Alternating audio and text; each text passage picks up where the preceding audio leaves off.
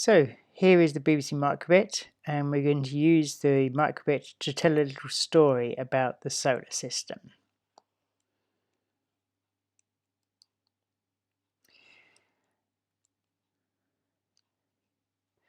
So up in the sky is the sun, and the sun goes in and comes out. And when the sun comes out, we turn the lights off, and when the sun goes in, we turn the lights on. This is a good point to talk about why the sun goes in and comes out, and the fact that the Earth is turning round and part of the Earth is lit up by the sun and part of it is dark. Second part of the story is about the moon. The moon is up in the sky, and you'll see that there's a little animation of the moon, and this is the phases of the moon. And now we have a discussion about why there are phases to the moon, and it asks various questions about why there's a quarter moon, a half moon and a full moon. But how do we know that the moon is up there? Someone could have just painted it up there, or it could be, I always used to think that the moon was made of cheese. So there is a little engineer's test that you can do. If you have a radio transmitter, you can send a radio message up to the moon, and that radio message bounces back and you can receive that message. It's called a moon bounce. So here we have our moon in the sky, and on the microbit, if you press the A button, it sends a little message up to the moon and it bounces back and we get an A back. And if you press the B button, it sends a different message up to the moon and it bounces back and we get a B back. So that's how we know that the moon is there. We can also talk about other reasons that we know that the moon is there, or how we could test that the moon is there. So often children will say that you can use a telescope.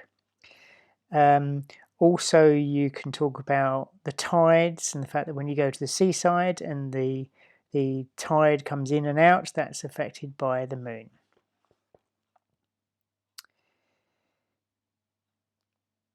So, has anyone ever seen a shooting star?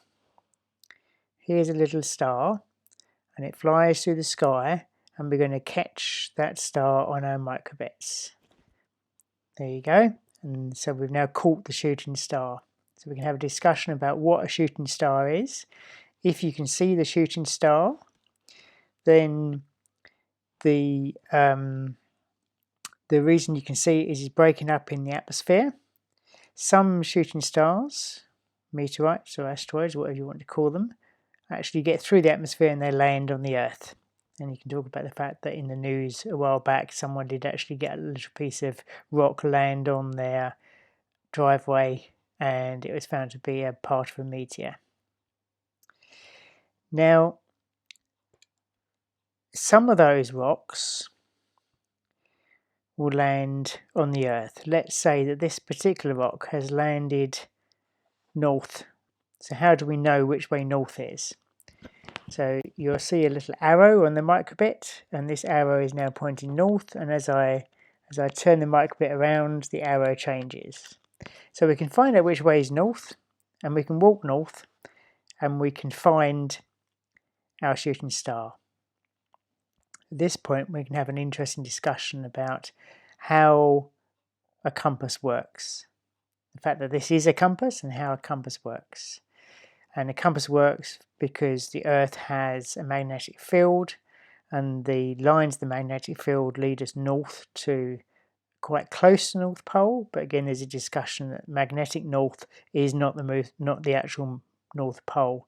So if you follow a compass all the way to where it says north is, you're quite a way off of the North Pole.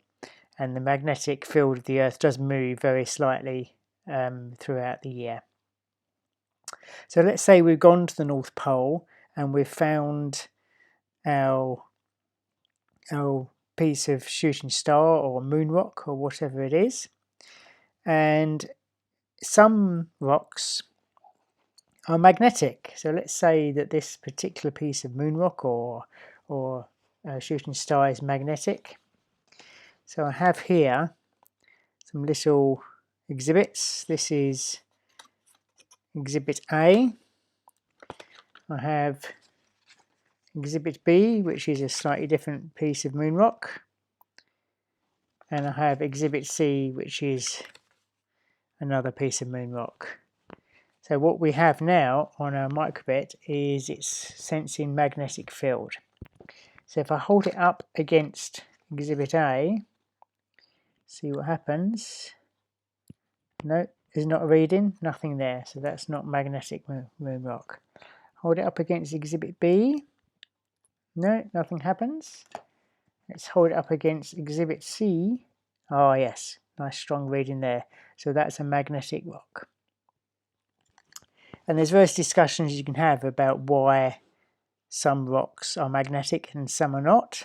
Magnetic rocks usually have a certain amount of iron in them or a certain amount of nickel, and that can be magnetized by other things around it, like the magnetic field of a planet. And there's also some evidence that some moon rocks that were brought back from the moon landings, and the very first moon landings, were slightly magnetic.